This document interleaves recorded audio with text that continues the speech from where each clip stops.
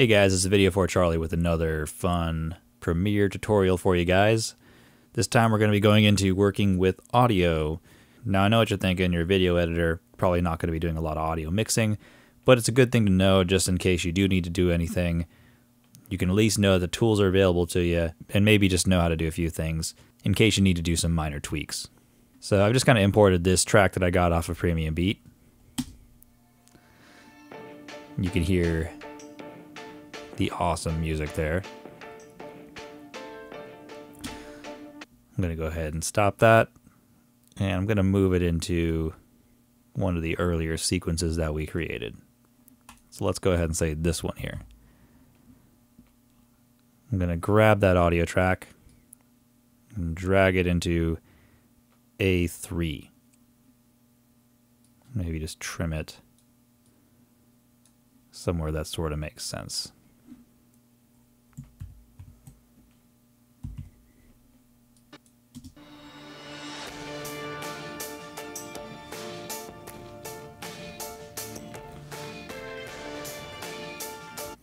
All right, got some pigeons dancing to awesome music.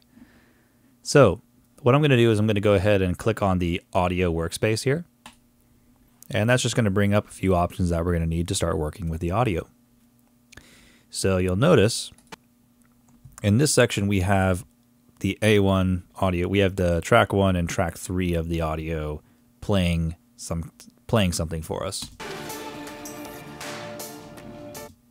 Now, I can see already that track 3 is kind of clipping. It's a little too loud. What I'm going to do is I'm going to use the mixer here to change that. Now, there's a couple different mixers that Premiere offers. There's the audio clip mixer, which is right here, and then the audio track mixer. These two shouldn't be confused. The audio clip mixer doesn't really give you as many options to change the audio at all. I generally like to just keep the audio track mixer open, because then you can see everything that's on your timeline playing out.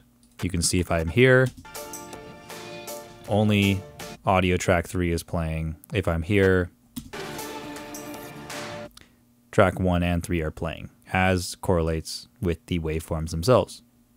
If you're not familiar with audio, generally the levels go vertically, so they start anywhere from down here, -infinity, and they go up to here, 6 dB. If you start to see the red, as you were seeing earlier, when I really crank it, that means the audio is clipping. You never want that. That basically means it's going to distort and it's going to sound like crap. So what I'm going to do is I'm going to bring the music track down to maybe -12. Now I can do this one of two ways. I can either drag it down to -12, or I can just click on the number like most things in Premiere and just change it by typing it in. Now when I play the music track, it's a lot quieter. It's actually tolerable now.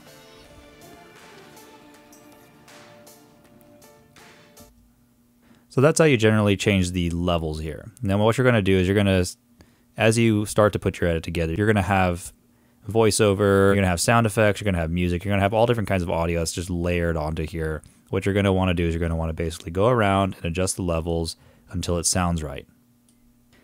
Now, the other thing that you'll need to know about audio is the mute functions. So let's say I only want to listen to the music. I don't want to listen to anything else. I can go ahead and click on the M here to mute whatever tracks I don't want to listen to. So right now I'm saying I don't want to listen to track 1 or 2. And you'll notice that when I click on the M here, the M over here also lights up. So now when I play, I'm only going to hear track 3.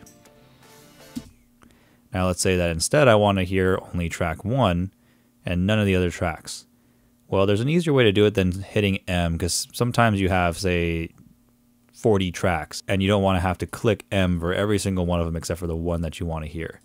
That's where soloing the track comes into play. The little S here actually allows you to solo just one track, and the rest of them are automatically going to be muted. You'll actually see that they're slightly faded out here. Now the music's not playing, but you can hear what's on track 1. So that's pretty handy right there. You can also rename the tracks by clicking down here. If I want audio 1 to say be Vox, and audio 2 to be sound effects, and audio 3 to be music. I can go ahead and name that. Now you'll notice that if I widen these tracks down here, those names also correspond down here as well. Now another thing that could be kind of helpful is dealing with the pan. That is right here, this little circle with the line through it. You can pan it left or right by just simply clicking and dragging left or right with your mouse. This can be useful if you're trying to shift the sound to one direction or another. Say if there's the pigeons flying, but they're primarily flying on the right side, you're probably going to want to pan it a little bit to the right to try to imitate that sound. In a lot of cases, though, you can just simply keep it at 0, and that should be fine. Now, we won't get too heavy into this, but some of the more advanced tools are available to you by simply clicking on this arrow right up here to show/hide effects and sends. This allows you to basically add any kind of audio tool that's available within Premiere by simply going up here. You'll see slot 1 FX name, and you can apply an effect by clicking the down arrow and selecting one within this menu. They have anything from compressors, they have EQs, you can add reverb, you can even do noise reduction, and all in Premiere. Now obviously this stuff isn't going to be as good as sending it into a program like Adobe Audition, but if you just need something quick and dirty, it's very helpful and very easy to just do it in Premiere and be able to export it all right within Premiere without ever having to send it to another program. Now on the far right, there's also some essential sound elements, which is a fairly new feature in Premiere. It's actually really handy and it actually works pretty well. So I'd go ahead and say just experiment with that. You can click on these tabs and you can simply apply these effects to whatever clip you'd like. You'll see that you can add some clarity, you can EQ it in a certain way, you can select it to be more of an intercom, or you can be a podcast voice. It'll even show you how it's kind of changing the EQ. So if you're not really familiar with the more sophisticated tools that they might have, like the parametric equalizer, which if I were to open that, you'll see that it just offers a whole crazy array of stuff that you're going to have to deal with. If you're not familiar with sound frequencies, decibels, and all of that, you probably will not want to mess with this. So I would recommend doing something a little more simple and using these essential sound tools to try to make it sound as good as you can. Now the last thing to note is the master track. Now everything that's going on here from A1 to A3 all gets fed to your master track. Now the way we have this project set up right now is it is in a stereo configuration. So everything's going to be sent out to a master left and right. So no matter how many tracks I add into here, I can have 50 tracks in here. It's all going to be funneled down into 2 tracks, and it's all going to be funneled down into this one channel here.